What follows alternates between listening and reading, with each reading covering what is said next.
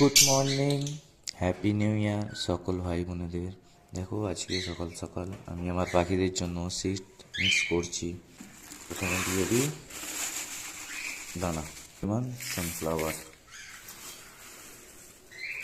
সানফ্লাওয়ারটা পাখিদের শীতকালের জন্য খুবই ভালো। এখানে আছে ধান, এখানে দিলাম ওস। ক্যানারি শীতকালে পাখিদের জন্য খুব গুরুত্বপূর্ণ একটা জিনিস। ব্ল্যাক সিড ভালো করে মিক্স করে নেবেন। আমার খাবার মিক্স করা হয়ে গেছে, এবারে সবাইকে সবাই পাত্রতে দিয়ে দেবো।